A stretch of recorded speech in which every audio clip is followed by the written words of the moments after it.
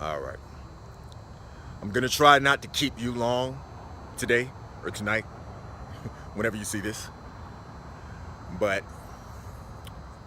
I was thinking about something. I had something on my mind. This goes back to when I was in the ninth grade. As a matter of fact, the summer of transitioning from the ninth grade to the 10th grade, I took a driver's ed class.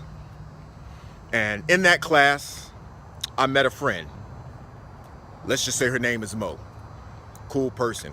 We actually became friends because the teacher paired both of us up on the driving range together. So we spent a lot of time just by default. We hung around each other. And one thing that I do, and that I've been like this my entire life, was I'm an individual that pretty much just listens. If you talk, I'll listen. But while listening, I'll actually analyze what you say, observe what you say, sometimes read between the lines. That's just what I do. And the reason I'm bringing this up is a long time ago. We talked about a lot, and she talked about specifically her boyfriend at the time. Now, I wasn't trying to holler at her. I wasn't trying to put the moves on her or anything like that. We were just real cool with one another. And she expressed how much she felt for her boyfriend, how much in love she was with him, how much she wanted to just spend the entirety of her time with her. Now, granted, she's still young, 15 years old. We were both 15 at the time. And I was just listening. And I thought it was a cool thing. And I'm not going to lie, occasionally when she would talk about it, I would maybe probe or prompt with questions, and then she would respond with paragraphs of information about her situation with her boyfriend, or just in general about the relationship. Now, arms getting tired. Now, in this situation, one of the things that caught my ear at the time was that when she told me the age of her boyfriend, she told me the age of her boyfriend was 22. At the time, I was like, damn, that just don't sound right. But I didn't trip about it. Oh, sorry about that. I didn't trip about it.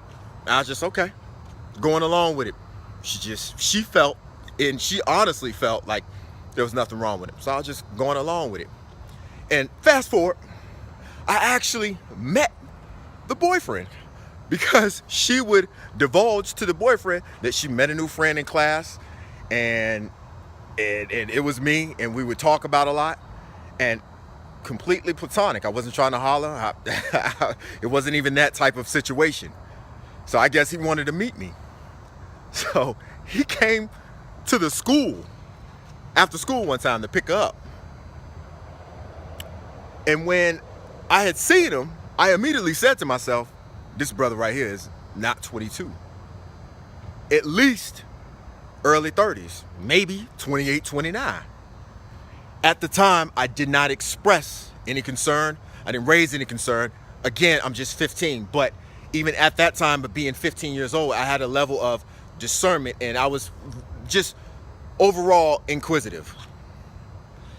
Fast forward, the reason why I'm bringing this up was because this story, it's always stuck with me. This situation, it's a cautionary tale.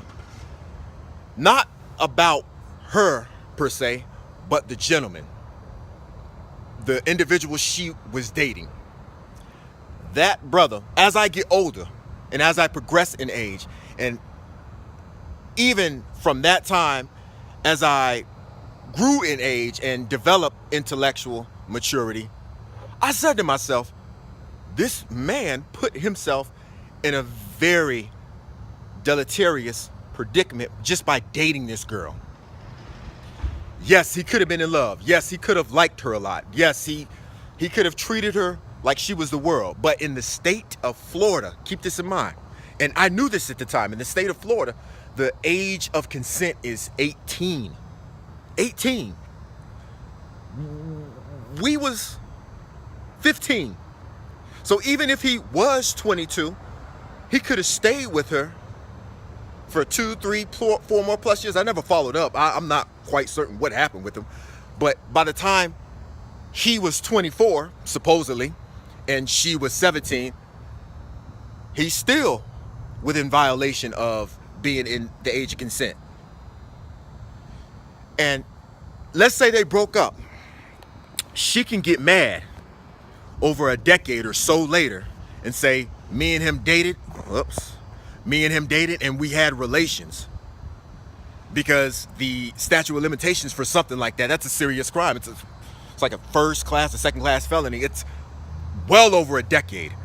So this individual, this man, and again, I'm under the impression I felt like he was older. I felt like he was lying to her, but that's neither here nor there. But the moral of the story is cautionary tale. Don't put yourself in a predicament, especially if the risk is not worth the reward. He didn't have to do that. And as I get older, I'm thinking, dang, man, he really could have messed himself up. I don't know what happened. I never followed up. She could have gotten mad at him. He could have cheated on her. And when she got of age, or he got of age, past the age of consent, she could have still came back and used the statute of limitations to, or still have him indicted or press charges on him because it was within the statute of limitations. So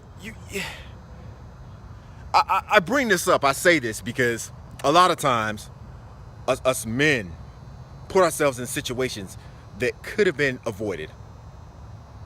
We make avoidable errors. And a lot of times, if we just take a step back and look and see and analyze what's going on around us, that'll help us to use discernment and to use good, rational judgment to not make those mistakes that we see. Because a lot of times, monkey see, monkey do. We'll see somebody making a mistake, and just because seemingly they might be getting away with it, you might think you want to get away with it too. So this is something that I've always just thought about. I've always thought it was interesting.